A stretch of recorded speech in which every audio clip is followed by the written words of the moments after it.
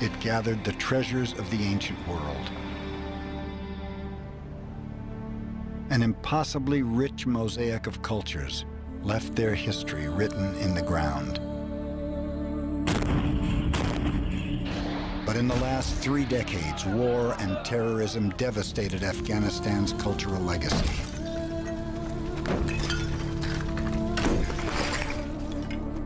Yet in this place, which has endured invaders as fearsome as Alexander the Great and Genghis Khan, the past won't die. Now, 2 men set out on historic quests to rediscover Afghanistan's greatest lost treasures. One, a Russian archaeologist, seeks to prove the existence of one of the ancient world's greatest troves, containing more gold objects than the tomb of King Tut. Not a single treasure in the world is such a detective story. The other, an Afghan archaeologist, is on the trail of riches greater than gold, one of the largest statues ever created. This colossus may survive in the rubble where the Taliban destroyed its 2 giant brothers. I will offer up the 1,000-foot Buddha as a response to the Taliban. Across Afghanistan, treasures re-emerge into a nation reborn. Each came to light because of the courage of Afghans who risked death to take on extremists threatening their heritage. We didn't allow our heritage to be destroyed. Why? A country which has no culture has no history. To build their future, heroic Afghans reclaimed their past, the lost treasures of Afghanistan.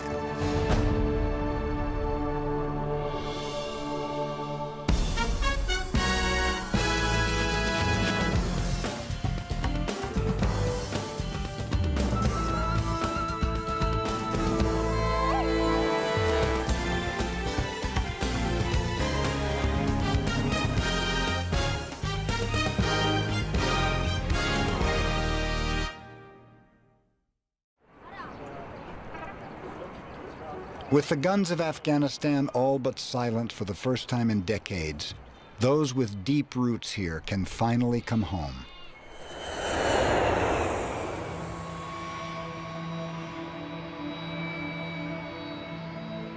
Afghan-American Nadia Tarzi heads an association dedicated to preserving Afghan antiquities. She also raises funds to support the work of her father, a world-renowned archaeologist. Nadia grew up in Europe, where she dreamed of this moment, the first time she would ever set foot in Afghanistan, a homeland she's never known. I've been waiting since I'm 13 to come here.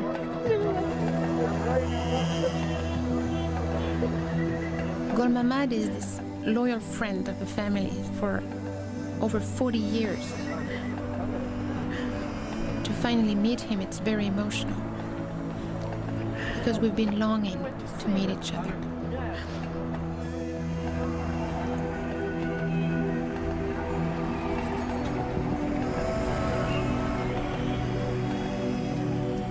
I just feel like I'm coming home.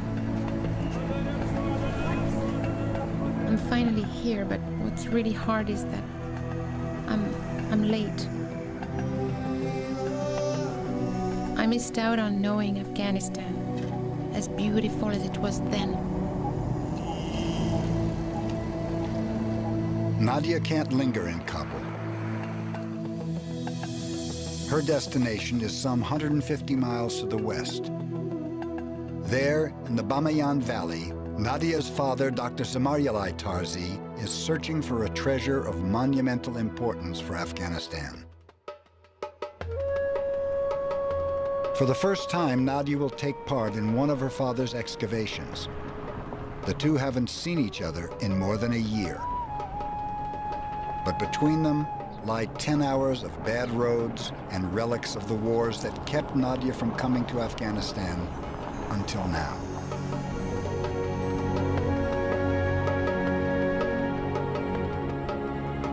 It's far more than what I expected and anticipated. It's more beautiful, it's more powerful. The people are even nicer than I could have imagined. It's a moment I've been waiting for my whole life, I think. That's my dad. Maintenant, je peux venir. Finalement, papa. C'est incroyable. J'ai tout regardé, j'ai pris des photos, j'ai pris 350 photos. The Tarzi's reunion takes place in what has been called the world's most beautiful valley, Bamiyan. Here, nestled into the Hindu Kush mountain range, a 3-mile-long cliff dramatically soars 400 feet above the valley floor.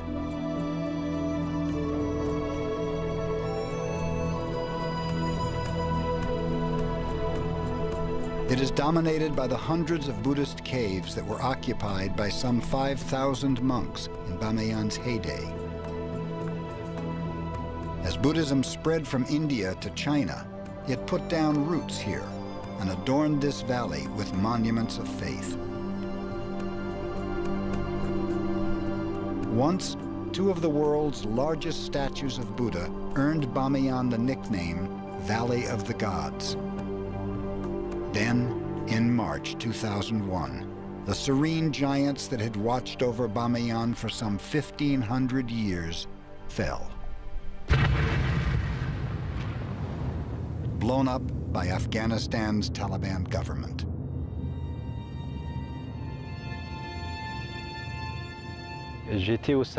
I was wearing my slippers in the living room, watching the news.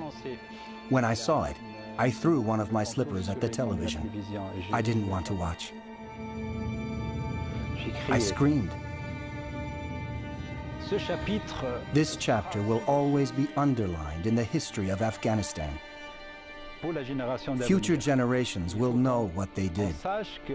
People need to know that at the beginning of the 21st century, savages came into Afghanistan to destroy its heritage. Probably better than anyone in the world, Dr. Tarzi knew Bamiyan's giant Buddhas. In the 1970s, he directed their first and only structural restoration. War drove him to France and barred his return, until it was too late to save them. It was as if a part of me stayed in Bamiyan while I was away. When you are studying an object, whether it be a small object or colossal monument, you consider it to be your personal belonging. It becomes your Buddha, your child, your loved one. So between me, a small and humble professor, and this big Buddha, there was a connection, an osmosis. This feeling was destroyed by the stupidity of man. I thought I'd turned the page on that moment in history, but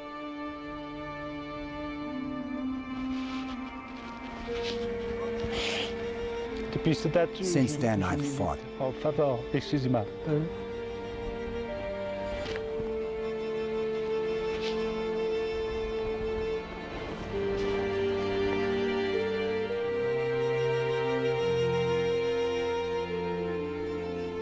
Dr. Tarzi rarely visits the empty niches of the 2 giant Buddhas. But in the face of such profound pain, he didn't retreat.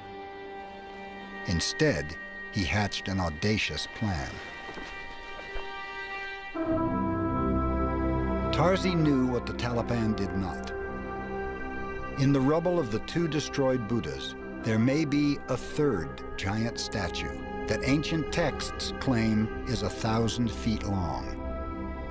Called the Sleeping Buddha of Bamiyan, it would be one of the largest statues ever created, fully as long as the Eiffel Tower. Dr. Tarzi intends to find it. Since the destruction of the Bamiyan Buddha by the Taliban, the people of Bamiyan and Afghanistan have been searching for a way to avenge what the Taliban did. If I find it, I will offer up the 1,000-foot Buddha as a response to the Taliban by the people of Bamiyan and Afghanistan. Discovering the sleeping Buddha would be sweet justice indeed, the best possible gift Dr. Tarzi could give his homeland. Still, its last recorded sighting was more than 1,000 years ago. Has the sleeping Buddha truly survived Afghanistan's tumultuous history? And in the vastness of Bamiyan Valley, how does he even know where to look?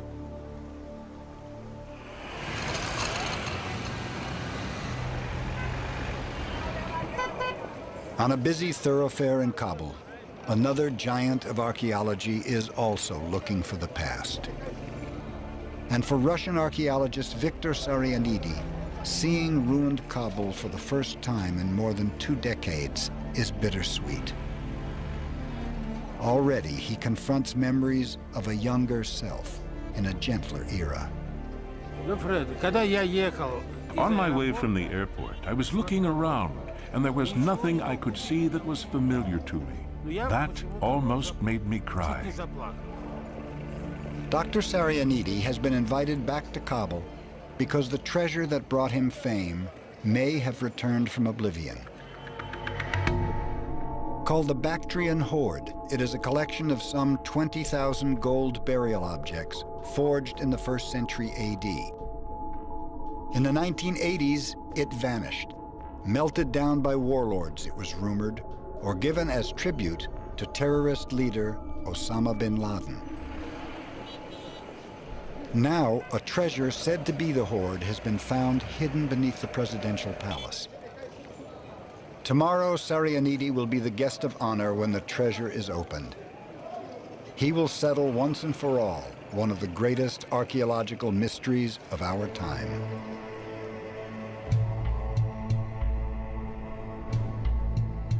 It began on a hill much like this one called Tilla Tepe in northern Afghanistan. It was 1978, and Viktor Sarianidi was leading a joint Soviet-Afghan excavation. One day, he found the ground strewn with gold. Of course I was overwhelmed. We were used to finding ceramics, bits and pieces of pottery, but definitely not gold. In disbelief, Sarianidi and his team uncovered one grave after another. 5 women and 1 man. Each had been entombed with a king's ransom of plates, ornaments, baubles, all solid gold. Sarianidi estimated they had died around the time of Christ, and their burial objects told him they were probably royalty from a mysterious and warlike people. They were Bactrian nomads who'd grown rich, sacking cities left behind by Alexander the Great and preying on Silk Road caravans. They seemed to like flashy gold jewelry, which would glitter across the wide open spaces of their homeland.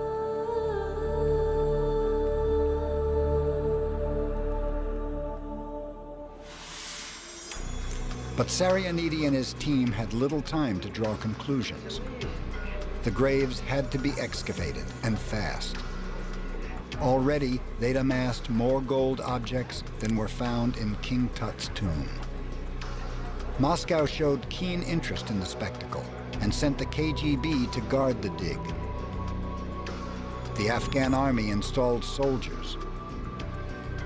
Sarianidi cataloged the objects at double, triple the normal pace. There was more to discover, but time ran out. Sarianidi accompanied the priceless treasure back to the National Museum of Afghanistan in Kabul. But not long after, the Bactrian hoard disappeared as Afghanistan dissolved into chaos.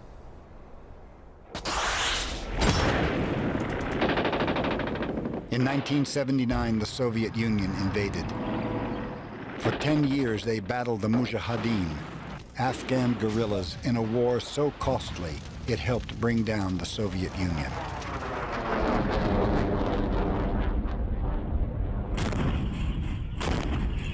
When the Soviets were driven out, Afghan warlords battled over the spoils. Their shelling destroyed half of Kabul.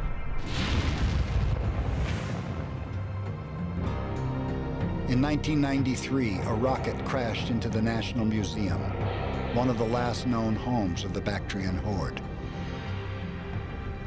It was feared that most of its antiquities had by now been destroyed or looted. And it was about to get even worse. In 1996, the Taliban, a militia made up of Islamic fundamentalists, pushed back the warlords and seemed to offer peace. Yet one of their first acts in Kabul was to lynch the former Soviet-appointed president, Mohammad Najibullah. According to legend, he was the last person to lay eyes on the Bactrian horde.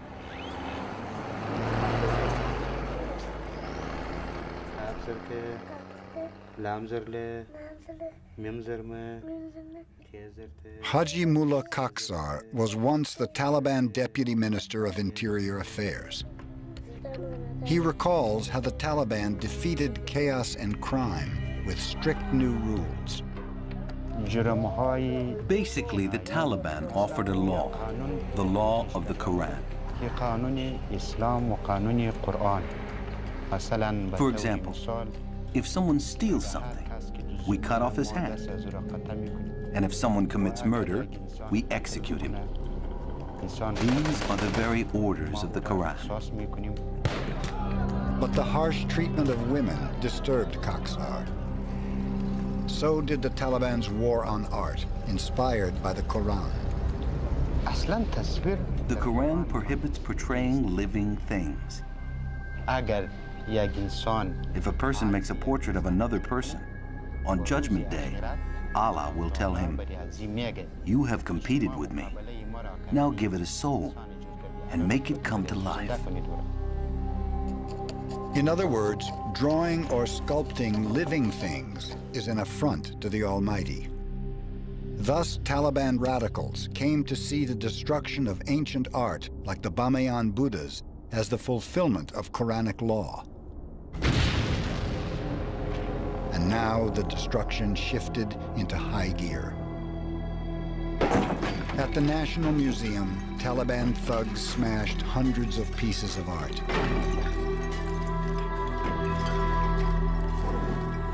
At the presidential palace, they slashed forbidden paintings. The nation's entire film archive, some 50 years of history on film, began going up in smoke. And under an increasingly radical ideology, the Taliban began destroying lives. The Taliban would say, "The Hazaras are not Muslims. We should kill the Hazaras." Bamiyan native Mirza Asaim is a member of the Hazara ethnic minority. In the Sacred Valley, he witnessed the Taliban's campaign of ethnic cleansing. Once, I went to a place. There was a mass grave of 200 people. In another place, there was another mass grave of 200. They killed 2,000 to 3,000 in all. In one raid, Asaim claims, 2 of his children died of fright. He thought the Taliban couldn't hurt him anymore. Then, at gunpoint, he was forced to commit an act of infamy. They came to my house. They arrested me in my house. They tied our hands. They tied a rope around our waists. They would take us to the head of the giant Buddha. They tied a rope around our waist and suspended us from there. We took drills in our hands and installed explosives.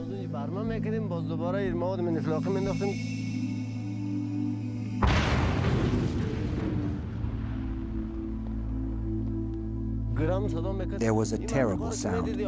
When you looked, it was all fire, smoke, and dust.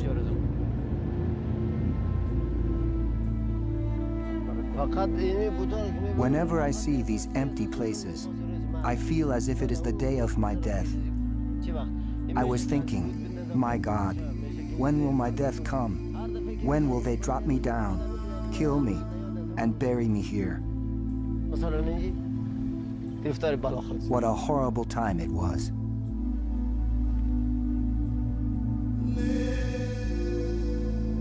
It is this act of senseless destruction that the first major open-air excavation in Bamiyan's history seeks to heal. I think my father will find the sleeping Buddha. He's sort of a genius, and I know that he knows what he's doing. And I know for a fact that he will find it. Dr. Tarzi believes he's closing in on a statue that rivals any wonder of the ancient world, the sleeping Buddha of Bamiyan. After all, he relies on the word of a holy man who actually saw it, a Buddhist monk who's been dead for some 1,400 years. His name was Xuanzang, and in the 7th century AD, he trekked from China to India in search of sacred Buddhist texts. In 632 AD, Xuanzang had Bamiyan in his sights. These people are remarkable among all their neighbors for love of religion. There is not the least absence of earnestness and utmost devotion. After a long desert trek, Bamiyan must have been a vision of unsurpassed splendor. Xuanzang had arrived when the Silk Road oasis was at its zenith. What unfolded before him was a valley lush with agriculture and a vast royal city. But the valley's centerpiece would reward every arduous step of the pilgrim's journey of faith, the giant Buddha of Bamiyan. To the northeast of the royal city, there is a mountain on which is placed a stone figure of Buddha, 150 feet high. Its golden hues sparkle on every side, and its precious ornaments dazzle the eyes by their very brightness.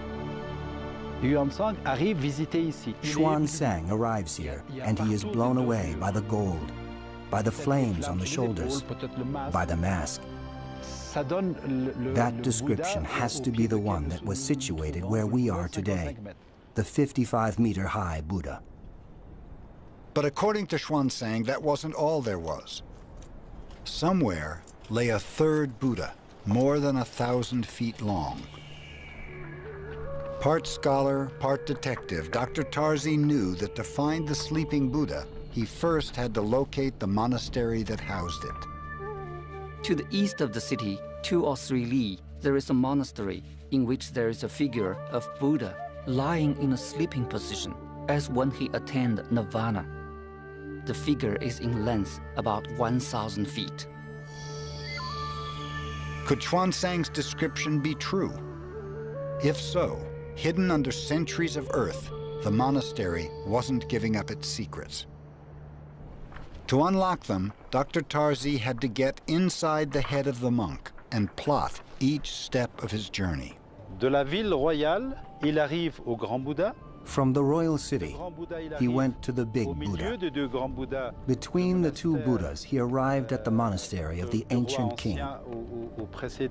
He left there and arrived at the 38-meter Buddha. That's the smaller of the 2 giant Buddhas which once stood here. Then came the critical last leg of Xuanzang's journey.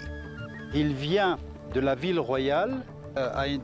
He leaves the royal city and travels a distance of 2 to 3 lis. He arrived at the eastern monastery, the monastery where he found the 1,000-foot Buddha. Pinpointing the eastern monastery's location has thwarted explorers for the better part of a century. Xuanzang's starting point, the royal city, hasn't been precisely located. And his unit of measurement, the ancient Chinese li, can mean 1/3 of a mile or 4/10 of a mile. That left acres of ground to explore. Tarzi and his team dug test trenches for 1 year, then 2. Still, no monastery. The excavation from the first year was over there, where the wheat is. This excavation showed us that there weren't any buildings in this area. So we decided to not excavate any more in this area, but moved over there, where there are more relics. Over there, at the end of year 2, Tarzi struck pay dirt. Outlines of an immense structure unlike any he'd seen before. Could this be Xuanzang's monastery? This year's excavation is a difficult one. It's like an autopsy of an enormous cadaver. I'm a bit lost in the guts, because the cadaver is huge. For Tarzi, one feature of the building provided a tantalizing clue. Structural supports designed to accommodate something of monumental size and weight. Look, take a look in this area.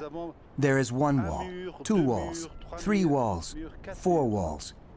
These walls were constructed very intelligently so that they would support an immense amount of weight. I think that we might be at the terrace level, where the big Buddha's feet might have been. In any case, it's very exciting. We have to be patient. We're looking for something big.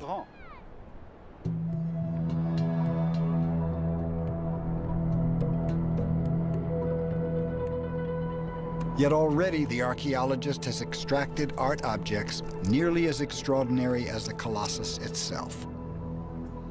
And these exquisite Buddhist sculptures raise Tarzi's hopes that he's found Xuanzang's monastery.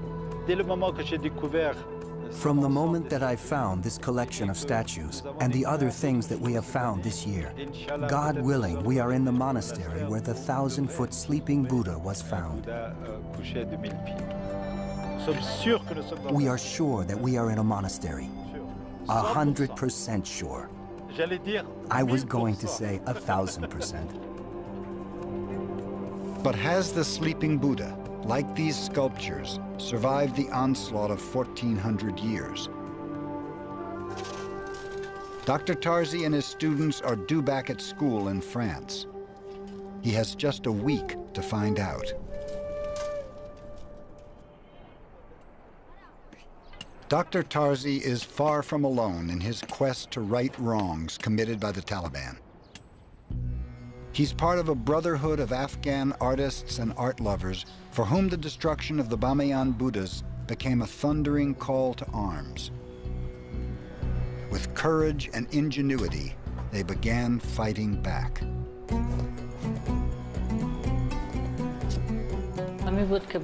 I became very sad when I heard that the statue in Bamiyan had been destroyed. A rumor was spreading that the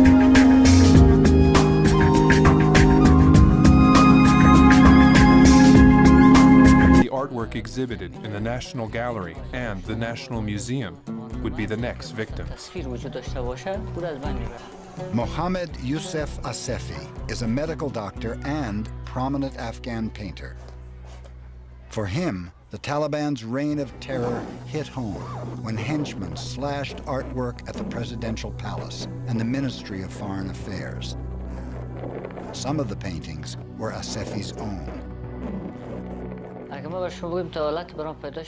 I must tell you, I wanted to cry. I had painted my paintings with a lot of delicacy, and now they were torn up or destroyed beyond repair. How could this happen? With the paintings of the National Gallery at stake, Assefi devised a plan that could have gotten him killed. He volunteered for a job restoring paintings that had been damaged during the wars. Once inside the gallery, Asefi needed an accomplice. He found one in Inayat, a member of the National Gallery staff who shared Asefi's contempt for the Taliban. Risking their lives, Inayat and other staff members brought endangered paintings to the room where Asefi worked. I worked in this room, but back then, there was no furniture, desk, or chair. There was nothing here, only a rug. I would place the paintings in a corner and work on them. It was here that the real sleight of hand took place.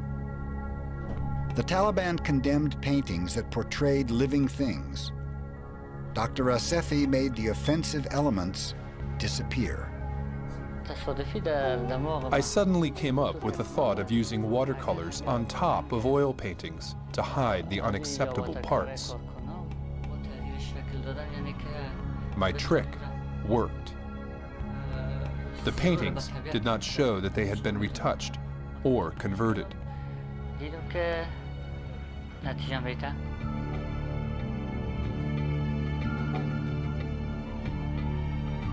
Month after month, Asefi and his accomplices ran an art rescue factory right under the noses of Taliban religious police. The penalty for such organized treason? Probably death. Whenever they would come, I would lock the door. The doctor was inside. He would stop his work, having understood that somebody was here. Naturally, I was afraid, because the Taliban were everywhere. Ultimately, Asefi's team put about 80 retouched paintings back on display. The Taliban inspectors never noticed their subterfuge.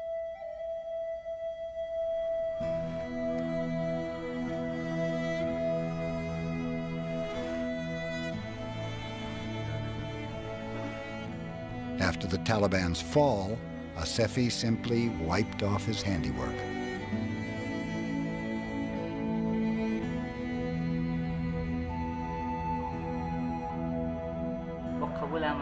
Despite all the suffering and hard work, our goal was to change something, and we did it.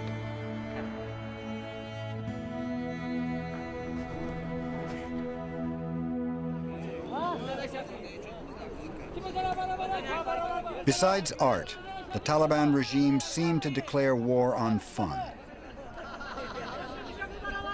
Bird fights, dancing, even kite flying were banned.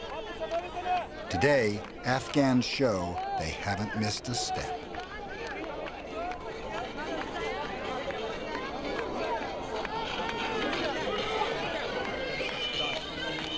For Dr. Victor Sarianidi, the main show is just ahead.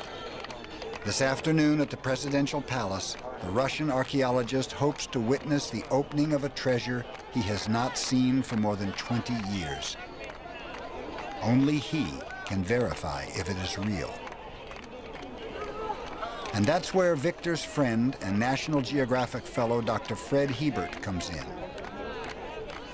He will be in charge of scientifically cataloging the gold to promote research and exhibition of the rare objects, if they're there. Oh! Finally, the wait is over. The destination, the presidential palace.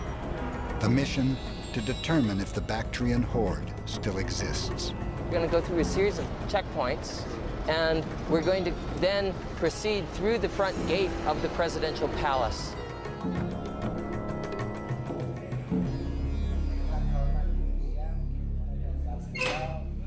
Deep within the innermost chamber of the presidential palace, tensions are high. Could the Bactrian gold have survived the civil war and outlasted the Taliban? Will the safes said to contain it be empty? Bad news. The key to the safe is nowhere to be found. It was probably lost years ago.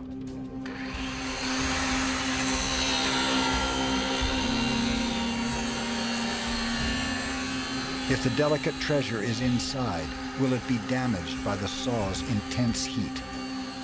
My heart was just trembling, and I was worried about the gold, I was worried about the artifacts, I was worried about everything. Over 20 years of waiting finally comes to an end. The first object emerges from decades of mystery. This is the first piece. A golden floret hairpin Dr. Sarianidi pulled from the earth a lifetime ago.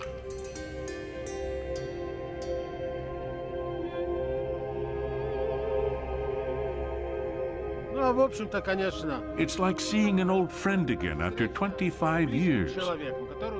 You didn't even know if he is still alive, and now you realize he's right here, waiting for you.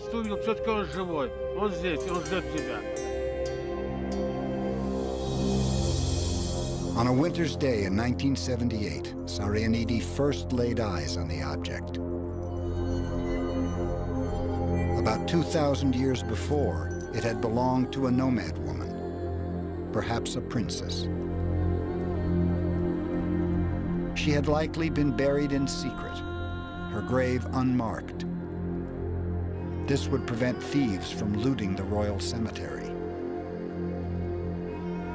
We think that the royal family probably buried their dead in this old ruins because the ruins had ghosts that would keep people away. So the burials were safe for 2,000 years. The princess was between 25 and 30 years old. Adorning her were layers of dazzling gold jewelry. No one knows how she died, and little is known about how she lived. Her people, Bactrian nomad warriors, had once been little more than illiterate bandits. But by the princess's time, they had learned the ways of commerce and grown rich as middlemen on the Silk Road. Silk Road trade would enrich her region for 1,000 years more. And within 400 years, it would fuel an artistic golden age at its great oasis, Bamiyan.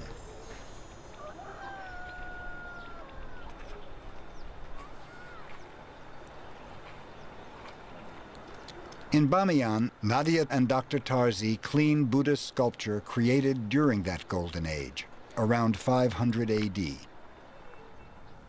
They come from an excavation Tarzi believes is the monastery that will reveal his personal holy grail, Bamiyan's sleeping Buddha. To Dr. Tarzi, it's unsurprising that the monastery is rich with Buddhist sculptures. This region was one of the first in which Buddha was represented in human form. Before that time in India, Buddha had been represented by symbols, footprints, a tree. It's because of Greek influence that Buddha is represented as a human, because the Greeks were already attributing male or female traits to Zeus, Aphrodite, Venus, and Athena. In Afghanistan, this Greek influence dates from Alexander the Great's invasion around 330 BC. The conqueror established cities and left behind garrisons of soldiers in what's now Afghanistan and Pakistan. When Buddhism spread westward from India in the centuries that followed, it was met here by descendants of Alexander's armies. They had a taste for depicting their gods in human form. The hair imitates the hair that you find on Greek statues, the Greek profile as well.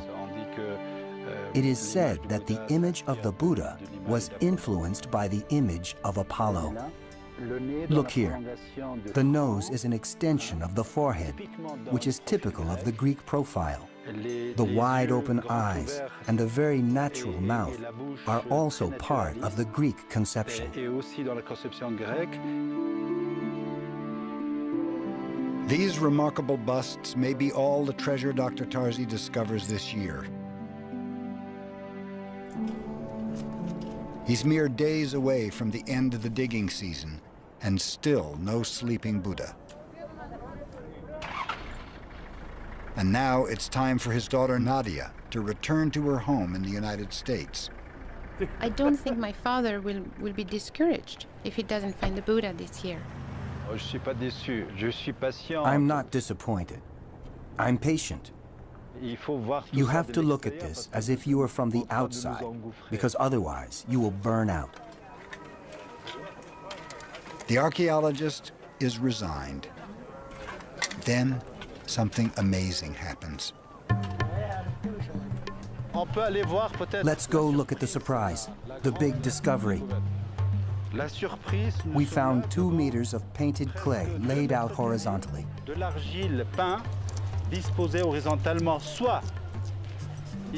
It's part of something of considerable size. You see, I had been thinking about going back to France and finishing the report on this year's dig. But this changes everything.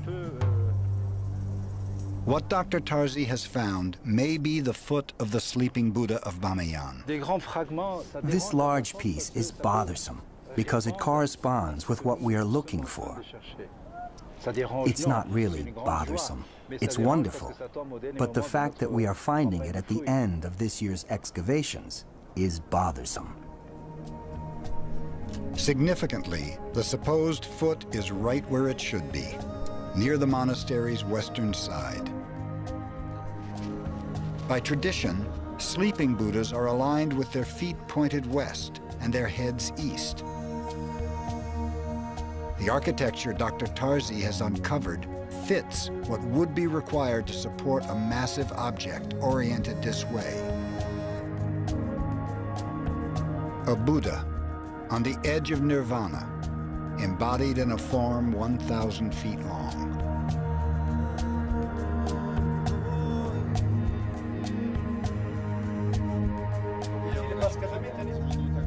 Working quickly, Tarzi and his team exposed paint adorning the mysterious mound.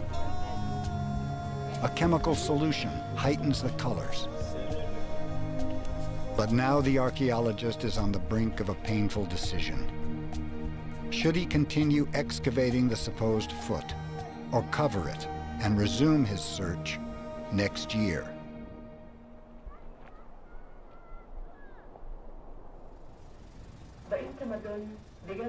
Some of Afghanistan's cultural warriors don't have to wait to savor the fruits of their devotion. At Afghan Films, the National Film Archive, a cast of heroes takes in a show of treasures once thought lost. When the cultural legacy of Afghanistan came under attack, its vast archive of historic films became even more important.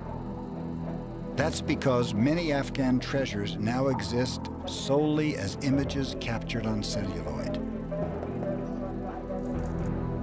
Yet the Taliban set out to destroy even this, the archive of Afghan films.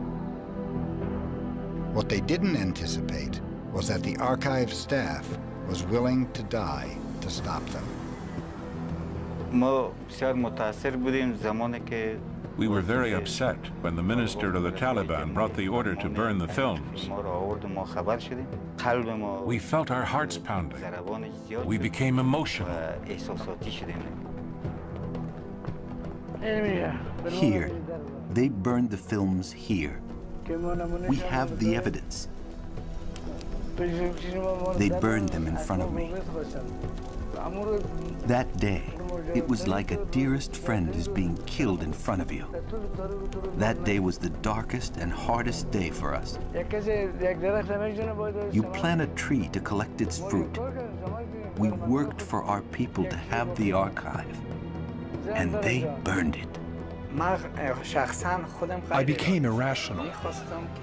I decided to throw myself and the Minister of Information and Culture into the fire with the films. At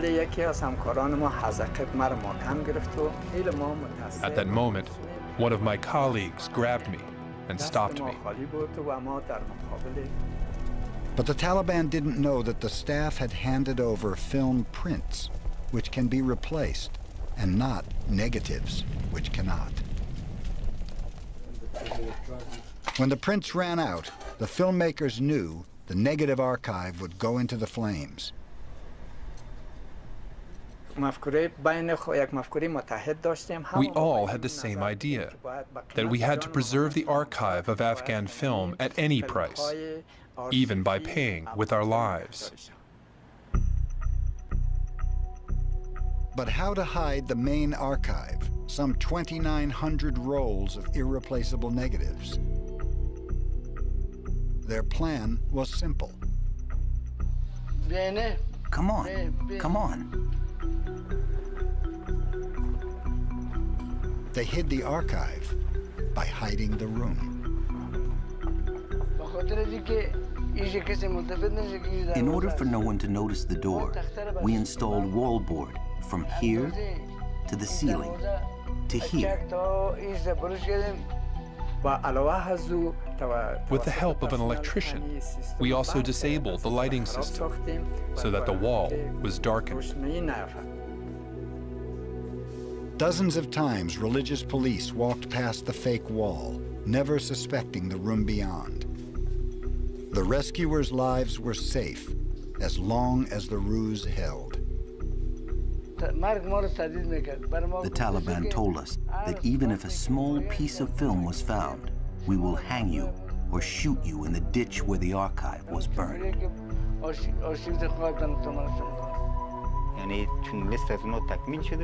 Taliban minister said, if we find another film here, we will burn it along with you. Month after month, the staff sweated through surprise inspections and the Taliban's insatiable demand for films to burn. Their countrymen assumed the archive was lost. But when at last the Taliban fell, the archive's rescuers brought the negatives out of hiding. Hailed as heroes, they shrugged off the acclaim. But they saved their Taliban-era IDs as mementos of a time when they would have given their lives for the art they love. Even if we lost our heads, it would have been an honor and privilege. But we didn't allow our heritage to be destroyed. Why? A country which has no culture has no history.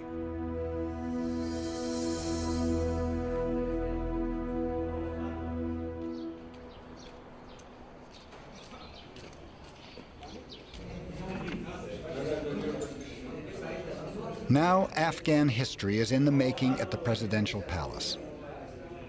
After examining several gold objects, Victor Sarianidi has no doubt. This is the treasure he excavated in 1978. But is the gold all here? The only way to know is to open all 6 safes and catalog their contents. They have just seen a fraction of the collection. But already everyone in this room knows they are part of something extraordinary. The unveiling of one of the largest gold treasures of the ancient world.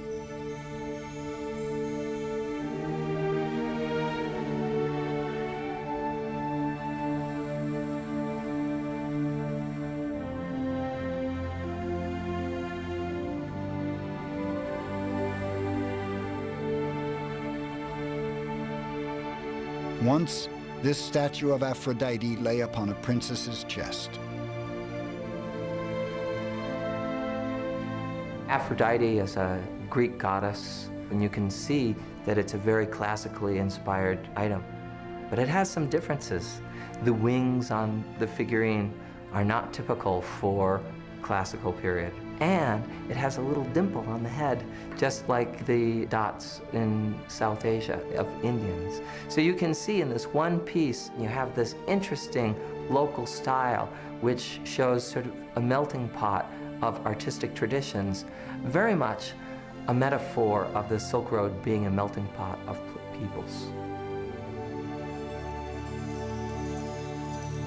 On the princess's head lay a collapsible crown.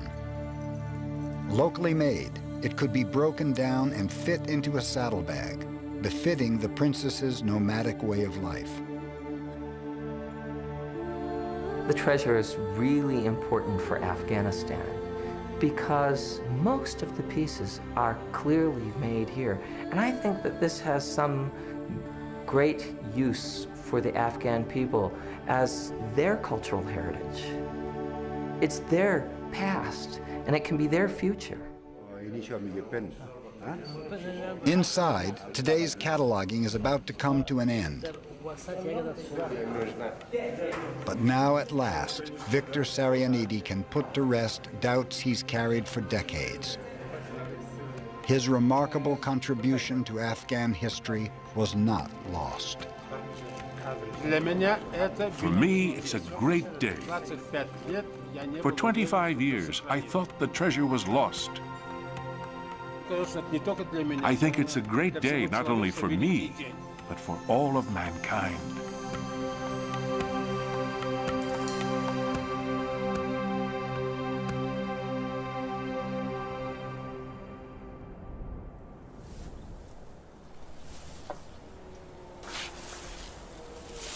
Bamiyan's great day, when past terrors will be redeemed, is still in the making.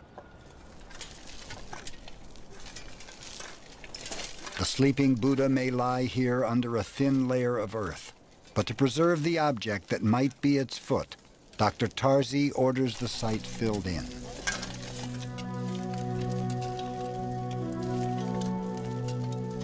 The big fragment deserves to be studied. It's too bad that we can't continue to do so right now. But you shouldn't excavate impatiently, because things can be destroyed when you work in a hurry.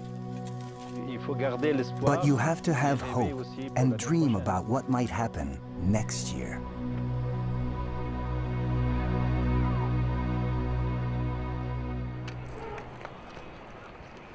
Though the sleeping Buddha's discovery lies somewhere ahead, across Afghanistan there is already much to celebrate. Afghans are busy building a future from pieces of the shattered past.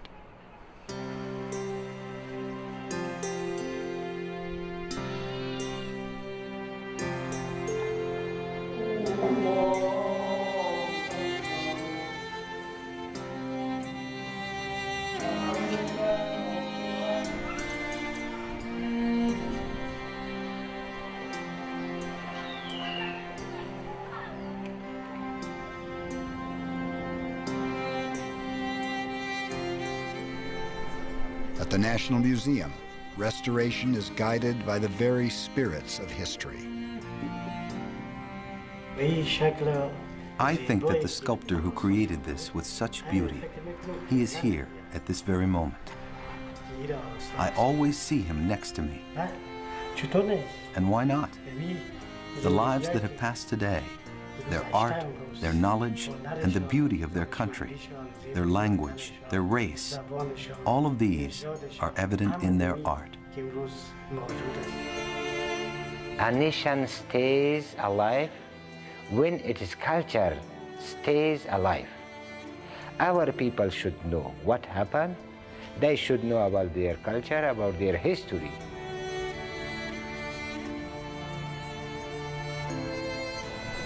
Not far away, Dr. Youssef Asefi is finding a new way to preserve Afghanistan painting. He is building an art gallery for the future. Hopefully, we can have a gallery to attract young artists to enjoy and work better. For me, it suffices to be a good guide and provide assistance to young people.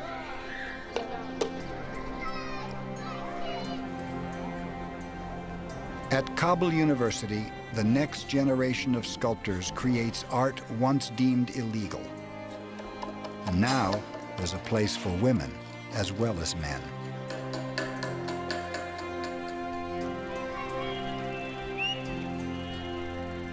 In Afghanistan, A country which has no culture, has no history. to build their future, heroic Afghans reclaimed their past, the lost treasures of Afghanistan.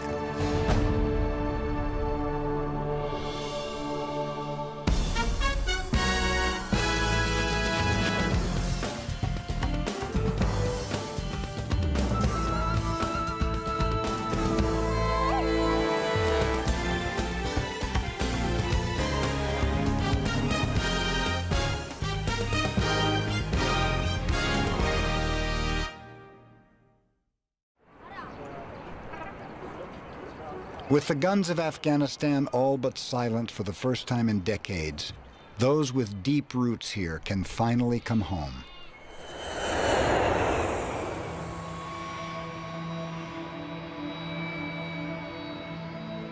Afghan-American Nadia Tarzi heads an association dedicated to preserving Afghan antiquities.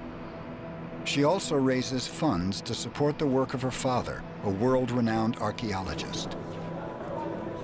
Nadia grew up in Europe, where she dreamed of this moment, the first time she would ever set foot in Afghanistan, a homeland she's never known. I've been waiting since I'm 13 to come here.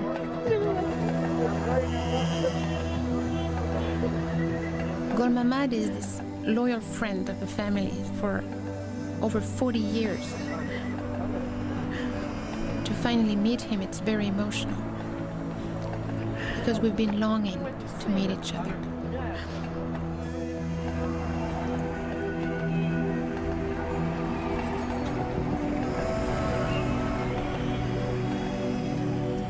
I just feel like I'm coming home. I'm finally here, but what's really hard is that I'm late. I missed out on knowing Afghanistan, as beautiful as it was then. Nadia can't linger in Kabul. Her destination is some 150 miles to the west. There, in the Bamiyan Valley, Nadia's father, Dr. Zamaryalai Tarzi, is searching for a treasure of monumental importance for Afghanistan. For the first time, Nadia will take part in one of her father's excavations. The two haven't seen each other in more than a year. But between them lie 10 hours of bad roads and relics of the wars that kept Nadia from coming to Afghanistan until now.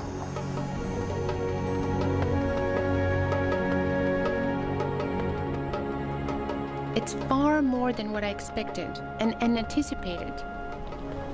It's more beautiful, it's more powerful.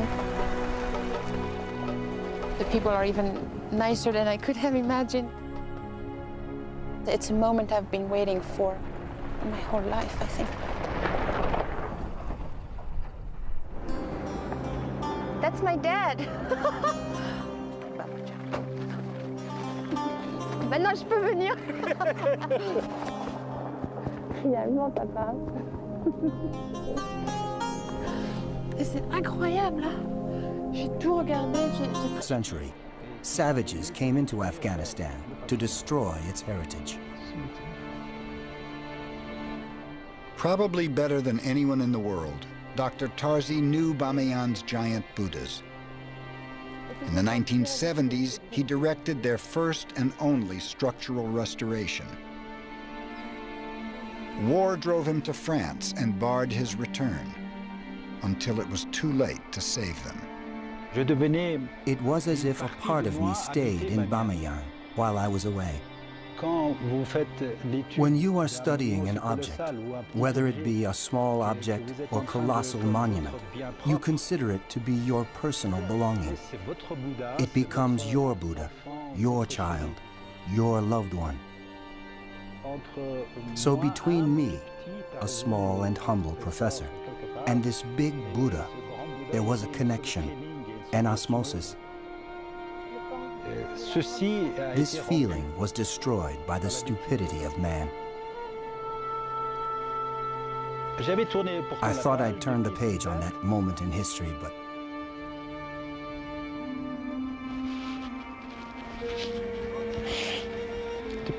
since then I've fought.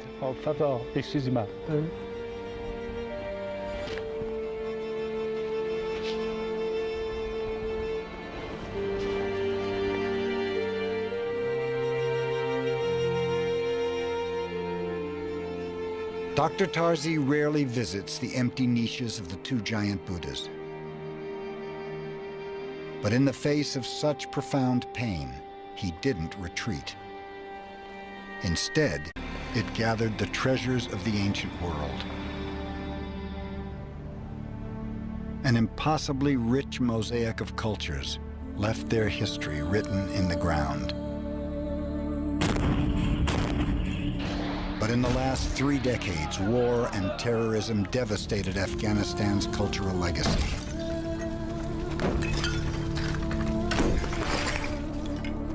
Yet in this place, which has endured invaders as fearsome as Alexander the Great and Genghis Khan, the past won't die. Now, 2 men set out on historic quests to rediscover Afghanistan's greatest lost treasures.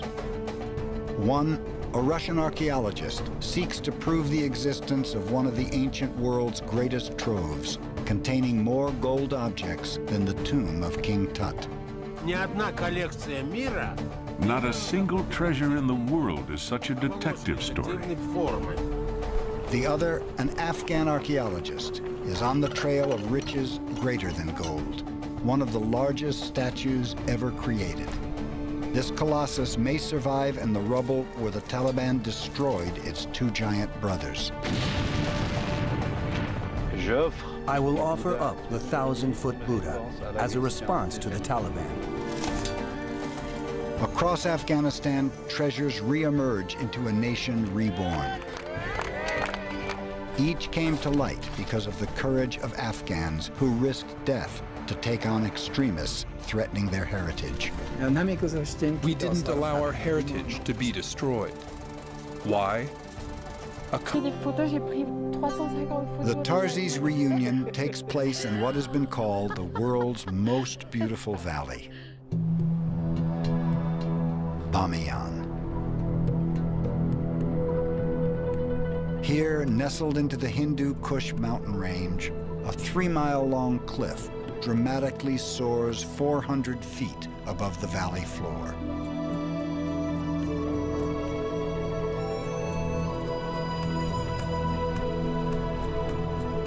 It is dominated by the hundreds of Buddhist caves that were occupied by some 5,000 monks in Bamiyan's heyday.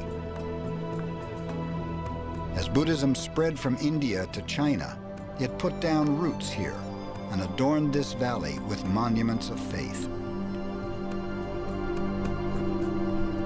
Once, 2 of the world's largest statues of Buddha earned Bamiyan the nickname Valley of the Gods.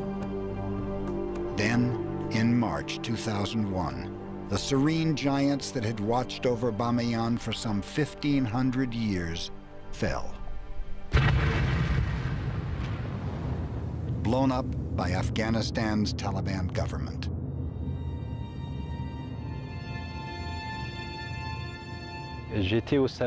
I was wearing my slippers in the living room, watching the news. When I saw it, I threw one of my slippers at the television. I didn't want to watch. I screamed. This chapter will always be underlined in the history of Afghanistan. Future generations will know what they did. People need to know that at the beginning of the 21st